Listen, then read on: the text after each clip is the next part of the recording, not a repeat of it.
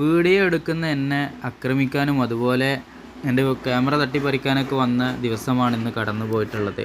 ഈ രണ്ട് വ്യക്തികൾ ഞാൻ വീഡിയോ എടുക്കുന്നത് കണ്ടിട്ട് ഏതിനാണ് എന്ന് ചോദിച്ചിട്ട് എൻ്റെ ബെയ്ത്താലെ വരികയും എൻ്റെ ക്യാമറ അല്ലെങ്കിൽ എൻ്റെ ഫോണ് കാര്യങ്ങളൊക്കെ തട്ടിപ്പറിക്കുകയും ഡിലീറ്റ് ആക്കാൻ പറയുകയൊക്കെ ഉണ്ടായി. ഞാൻ ഡിലീറ്റ് ആക്കാം എന്ന് പറഞ്ഞിട്ടും അവരെന്നെ പിന്നീട് പോലീസ് സ്റ്റേഷന് കാര്യങ്ങളിലേക്കൊക്കെ കൊണ്ടുപോയ ദിവസമാണ് ഇന്ന് കടന്നുപോയത്. അനന്തപൂർ എന്ന് പറയുന്ന പ്രദേശത്താണുള്ളത്.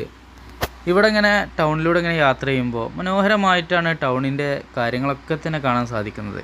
മതിലുകളൊക്കെ തന്നെ ഇതുപോലെ വർണ്ണങ്ങളാൽ അലങ്കരിച്ചിട്ടുണ്ട്. ഓരോ ശില്പങ്ങൾ കാര്യങ്ങളൊക്കെ കാണാൻ സാധിക്കുന്നുണ്ട്. നമ്മുടെ ന്യൂജൻ ആളുകൾ ഇഷ്ടപ്പെടുന്ന അല്ലെങ്കിൽ അപ്ഡേറ്റ് ആയിട്ടുള്ള ഒരുപാട് കാര്യങ്ങളാണ് നമുക്ക് ഈ ടൗണിൽ കാണാൻ സാധിക്കുന്നത്.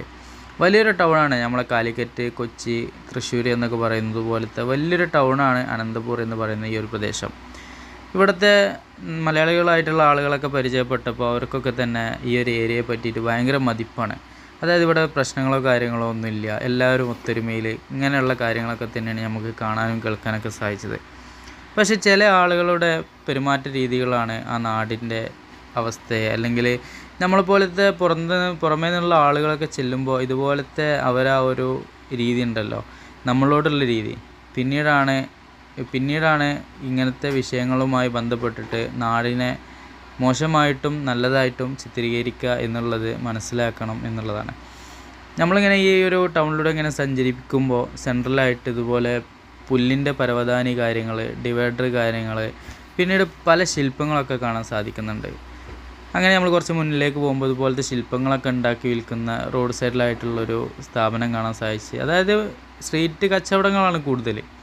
ഇതിങ്ങനെ വെച്ചിരിക്കുമ്പോൾ അതിലേക്ക് ഇങ്ങനെ കണ്ണു പോകാൻ കാരണം ഈ ഒരു വിളക്കിൻ്റെ ഒക്കെ ആകൃതി അല്ലെങ്കിൽ അതിൻ്റെ ഒരു കൊത്തുപണി ഡിസൈനിങ് കാര്യങ്ങൾ പക്കയാക്കിയിട്ട് ഇങ്ങനെ ചെയ്തു വെച്ചത് കണ്ടപ്പോൾ വളരെ അത്ഭുതം തോന്നി എന്നുള്ളതാണ്.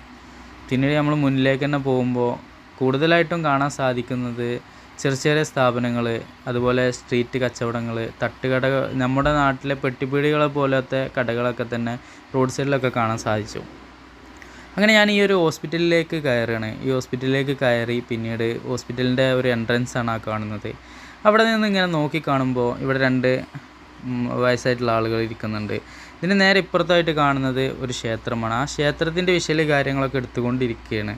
അതിൽ നിന്ന് നല്ല മനോഹരമായിട്ടുള്ള പാട്ടുകൾ കാര്യങ്ങളൊക്കെ വരുന്നുണ്ട്. അതിങ്ങനെ ചിത്രീകരിക്കാം എന്നുള്ള ആ ഒരു രീതിയിൽ, അതായത് ഈ ഒരു ഹോസ്പിറ്റലിൻ്റെ കാര്യങ്ങളെല്ലാം തന്നെ അവതരിപ്പിച്ചിട്ട് ആ ഒരു ക്ഷേത്രം കൂടി ഉൾപ്പെടുത്തിയിട്ടുള്ളൊരു വീഡിയോ എടുക്കാം എന്നുള്ള രീതിക്കാണ് ഞാനിങ്ങനെ ചിത്രീകരണം തുടങ്ങിയത്. രണ്ട് മൂന്ന് ക്ലിപ്പേ ആയിട്ടുള്ളൂ, അതായത് സെക്കൻഡുകളുടെ ക്ലിപ്പ്.